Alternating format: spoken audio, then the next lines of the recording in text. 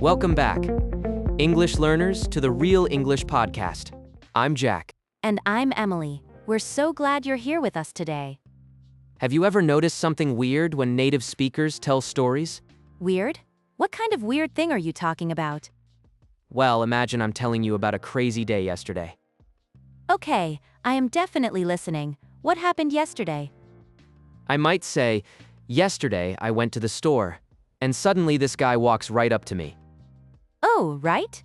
You used went, but then you said walks. Exactly. I completely switched from past tense to present tense. Yeah, that actually happens all the time in casual conversations. It makes the story feel real, like it's happening right now. I see. It really pulls the listener right into the drama. It definitely does. It builds up so much dramatic tension. Is this a trick our near-native learners should try? Yes, absolutely. It helps you sound much more natural. You're basically breaking strict grammar rules on purpose. Right. You do it to make your stories way more engaging. That makes sense. It shows you have mastered English flow. Speaking of mastery, let's look at some words we need today. That sounds like a great idea. Let's jump into the vocabulary preview.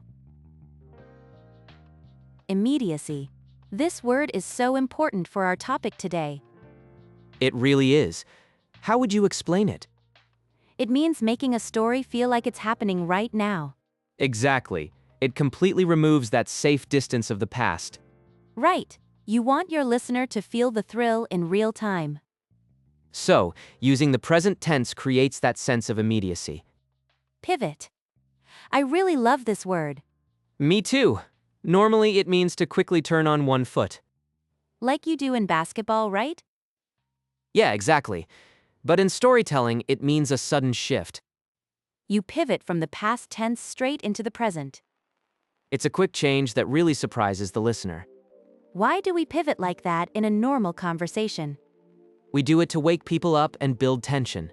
Draw in. This is such a useful phrasal verb for near-native learners. It really is. It means to capture someone's full attention. Right. You literally pull them into your story world. A great storyteller always tries to draw listeners in. Do you feel drawn in when people switch tenses? I definitely do. I just lean closer and want to know more. That's the magic of the conversational historical present, isn't it? Are you ready to hear this magic in action? Let's move on to the dialogue.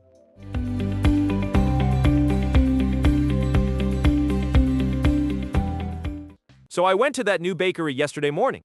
Oh yeah, I heard it's great. How was it? It was wild, so I'm standing in line there. Right? It's usually completely packed inside that place. Exactly. And suddenly, this loud guy runs through the front door. Really? What did he do when he came in?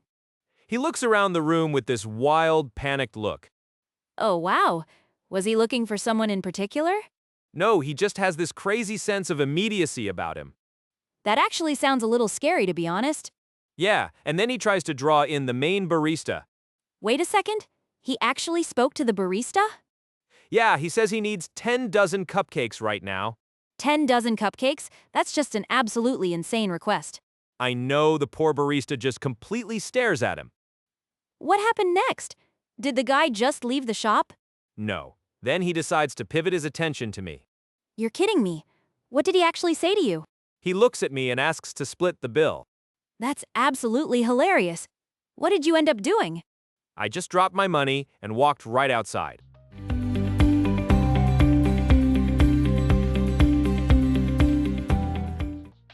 Welcome back, everyone. Let's look at the language from that story. Yeah, that barista story had some great vocabulary. Exactly. The first word we should talk about is immediacy. Right? Immediacy.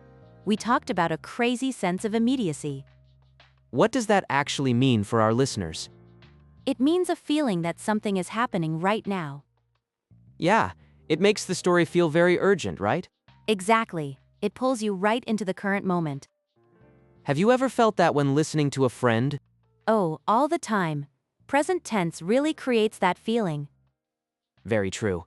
That brings us to our next phrase. Draw in. Yes, to draw someone in. That's a great one.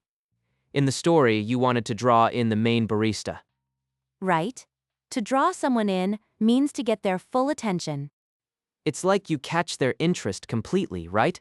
Definitely. I use this phrase a lot when talking about movies. That's interesting. How do you usually use it? I might say that opening scene really drew me in. That's a great example. It totally grabs your attention. Exactly. So, what about our last word for today? The last word is pivot. We heard it in the dialogue. Ah, yes. You said you wanted to pivot his attention. Pivot usually means to physically turn on one central point. Right? Like in basketball. You keep one foot still and turn. But in conversation, it means changing focus or direction quickly. Yeah, you can easily pivot a conversation to a new topic. Or, a small business can pivot to a brand new strategy. It's such a useful word for everyday conversations. It really is. It makes you sound very natural and precise. We just talked about how present tense storytelling works.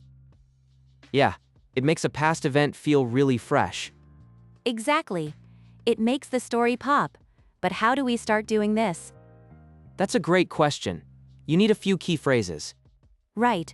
Phrases that help you shift smoothly into the present. I like to call them storytelling anchor phrases. That's a cool name. What's the first one we have? The first one is, so there I am. Oh, I use that one all the time. It really sets the scene. It really does. It drops the listener right into the action. Have you used it to start a funny story recently? Just last week I said, so there I am, dropping my coffee everywhere. That paints a perfect picture. You feel the mess instantly. Right? You're instantly wondering what happens next. Another great phrase to grab their attention is, get this. Oh, that's a classic. It totally pulls people in.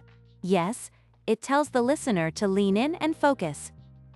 It sounds like you have a massive secret to share. Exactly.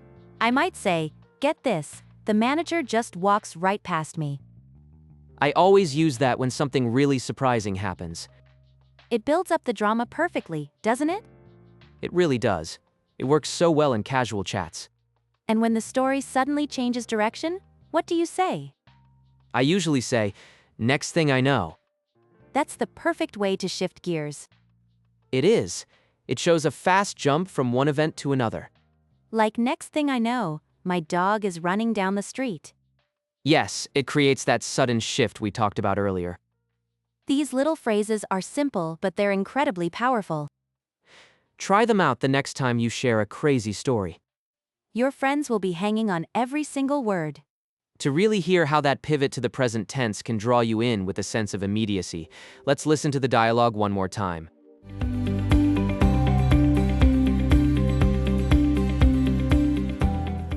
So I went to that new bakery yesterday morning. Oh yeah, I heard it's great. How was it? It was wild, so I'm standing in line there. Right? It's usually completely packed inside that place. Exactly. And suddenly, this loud guy runs through the front door. Really? What did he do when he came in? He looks around the room with this wild, panicked look. Oh wow. Was he looking for someone in particular? No, he just has this crazy sense of immediacy about him. That actually sounds a little scary, to be honest. Yeah, and then he tries to draw in the main barista. Wait a second. He actually spoke to the barista? Yeah, he says he needs 10 dozen cupcakes right now. 10 dozen cupcakes? That's just an absolutely insane request. I know, the poor barista just completely stares at him. What happened next? Did the guy just leave the shop? No. Then he decides to pivot his attention to me. You're kidding me. What did he actually say to you? He looks at me and asks to split the bill. That's absolutely hilarious. What did you end up doing? I just dropped my money and walked right outside.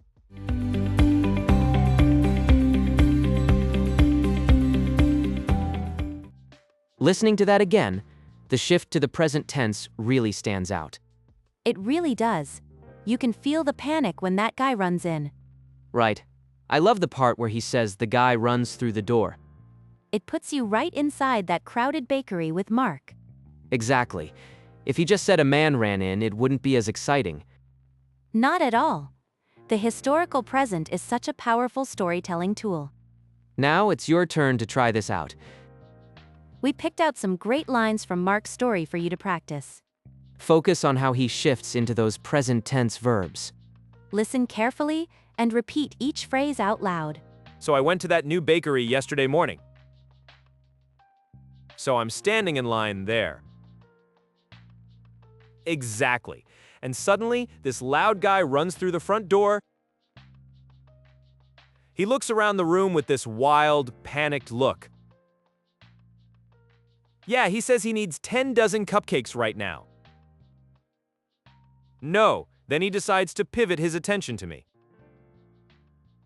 He looks at me and asks to split the bill. That's all for today's episode on telling vivid stories. We really hope you enjoyed learning about this neat storytelling trick. Thank you so much for hanging out with us today. If you found this helpful, please like, share, and subscribe to our channel. It really helps us make more content for you. Absolutely.